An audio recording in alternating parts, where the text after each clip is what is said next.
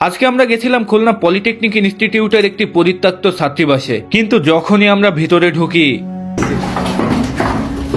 Guys বর্তমানে আমরা যেখানে অবস্থান করছি এখানে এত বেশি পরিমাণে অন্ধকার যে ফ্ল্যাশ লাইট ছাড়া এখানে কিছুই দেখা যাচ্ছে না। তাছাড়া আমরা যেই বিল্ডিংটার মধ্যে প্রবেশ করেছি এই বিল্ডিংটা যে কোনো সময় ধসে পড়ে যেতে পারে। বিল্ডিংটার ভিতরের অবস্থা দেখে মনে হচ্ছে প্রায় 6-7 বছর বিল্ডিংটার ভিতরে কেউই প্রবেশ করেনি। বিল্ডিং এর মধ্যে আমার সাথে সাথে আমার দুইটা ভাইও প্রবেশ করেছিল, যার কারণে আমি আপনাদেরকে বিল্ডিংটা ঘুরে দেখাতে পারছি। এই যে দেওয়ালটার দিকে লক্ষ্য করুন, প্লাস্টার উঠে গিয়ে একদম রড বের হয়ে গেছে, আর যখনই আমি রডটা ধরে টানাটানি করলাম তখন রডটা ভেঙে আমার হাতে চলে আসলো। তাহলে তো আপনারা বুঝতে পারছেন বিল্ডিংটা বর্তমানে কি অবস্থায় আছে। বিল্ডিং এর ভিতরে এসে আমরা বহু বছর পুরনো ইলেকট্রিক ফিউজ দেখতে পাই। তাছাড়া আমি দেখতে পেয়েছিলাম একটি পরিত্যক্ত আয়না। বিল্ডিং এর ফার্স্ট ফ্লোর আমরা ঘুরে দেখলাম, এখানে তেমন কিছুই দেখতে পারলাম না। চলেন আমরা এবার উপরে যাই। মনে হচ্ছে এরা এখানে কিছু দেখতে পেয়েছে, চলুন ভিতরে গিয়ে দেখা যাক। আরে ভাই সাহেব, এই পরিত্যক্ত বিল্ডিং এর মধ্যে আমরা টিভি খুঁজে পেয়েছি। মনে হচ্ছে ভূতেরা রাতের বেলা এখানে সিনেমা দেখে। বিল্ডিং এর ভিতরে এমন অবস্থা যে আমরা আমাদের ফ্ল্যাশ লাইট মেরেও কিছুই দেখতে পারছিলাম না। অন্ধকার রুমের ভিতরে এসে একটি সিক্রেট জায়গায় আমরা দেখতে পাই একটা আলমারি। এখানে অনেক পুরনো কাগজপত্র রয়েছে, চলুন এগুলোকে খুলে খুলে দেখি আমরা এর মধ্যে কি রয়েছে। আলমারির মধ্যে আমরা তন্ন করে খুঁজছিলাম, এরপরে আমরা দেখতে পাই একটা ফাইল। এই ফাইলটা খুলে দেখতে পাই এই ছাত্রাবাসে যারা ছিল তাদের সকল ইনফরমেশন এই ফাইলের মধ্যে লেখা ছিল।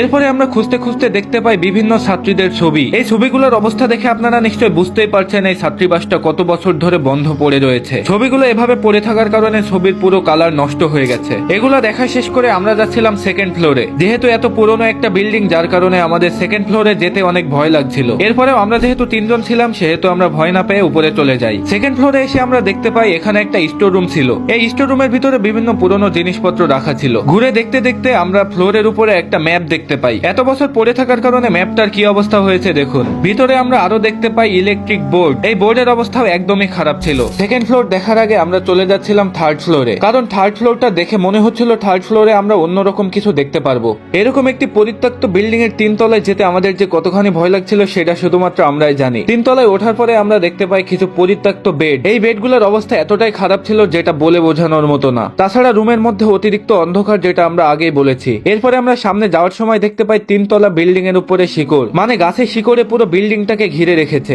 এগুলো দেখার পরে আমরা আরো ভিতরে চলে যাই এবং ভিতরে গিয়ে আরো অনেক পুরনো বেঞ্চ দেখতে পাই। গাইজ এরপরে আপনাদেরকে আরো একটা জিনিস দেখাই। এই যে দেখেন ছাদের কি অবস্থা, মানে ছাদের যে প্লাস্টার গুলো ছিল সেগুলো যে কোনো সময় খুলে পড়ে যেতে পারে। এই যে এই প্লাস্টারটার অবস্থা দেখুন, সামান্য একটি রডের সাথে বেঁধে আছে। এটাকে একটু টান দিলে সম্পূর্ণভাবে খুলে পড়ে যাবে। এই যে সেই বিষের বোতল, এই বিষ খেয়ে হাজারো ছাত্রী মানে তরুণ তরুণীরা আত্মহত্যা করতো এই হলে।